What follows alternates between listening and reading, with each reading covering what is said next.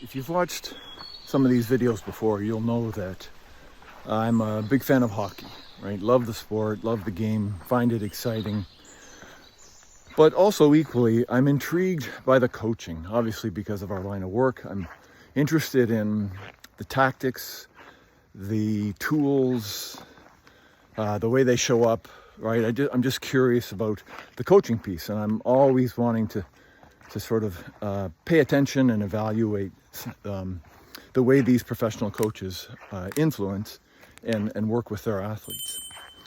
One of the things that I've noted of late is the use of the tool of benching.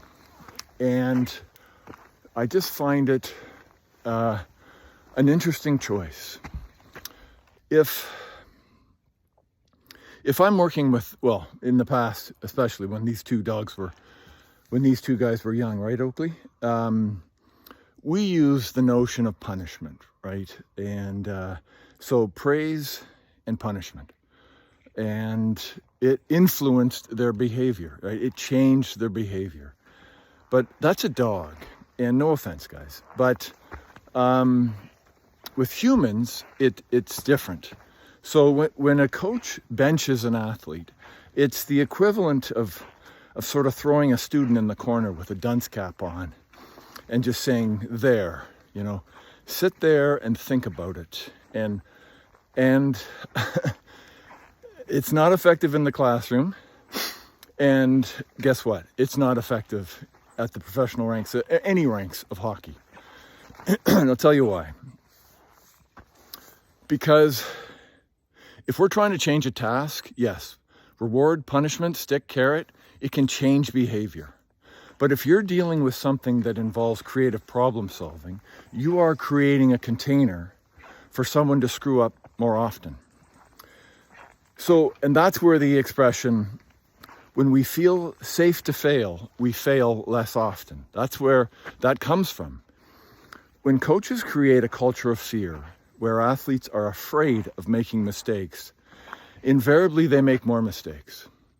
Because that pressure, that fear of screwing up, tightens them, it interrupts their state of flow, it gets in the way of their ability to just be free to play, right?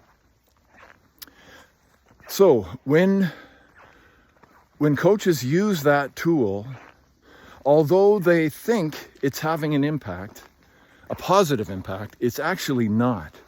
And that's the part that I find really interesting, is that these coaches either haven't discovered that or they don't want to discover that. And I'll tell you why. Because when you're a coach and you bench someone, it gives you a sense of authority, a sense of power, a sense of control over other people. And with that, they sort of associate respect, right? Untrue. Absolute garbage. In fact, the opposite is true. And this penny dropped for me in my second iteration as a rowing coach. When I was an athlete, I rowed in a culture of fear. Okay? So always afraid of screwing up because I didn't want to be on the receiving end of, what could be some unflattering commentary, let's say, from our coach. And so, it worked. Sure, it worked. We won a lot of races.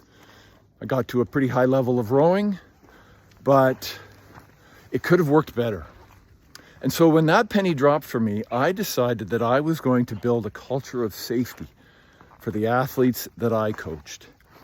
I wanted it to be so that they felt free to screw up, that they weren't afraid of me treating them differently or punishing them or, just bizarre little head games or things like that. Now, here's what the pushback is around that quite often. It's that if you don't punish, then you create a soft culture. So athletes don't feel like, they have to show up, they have to do well. And that's a load, right? That's a crock. When you create a soft culture, it just means coaching takes a little more time, more investment. It means you have to have a connection with your athletes. It means you have to create the accountability. You have to co-create the accountability. So When athletes perform or do as they're told, because you said so, because the coach says so, they are getting in line for somebody else, right? They're accountable for somebody else because they want to avoid the stick. When you co-create accountability, where the accountability is on the athlete's terms, they show up for themselves. They do what they said they were going to do because they said so. Totally different energy, right? Totally different fuel behind that. And the fuel behind that is what garners empowerment. And empowerment is far more powerful than just getting in line, right? Avoiding the wrath of a coach, the punishment of a coach. And the same is true in leadership. Same as business, parenting, all of it.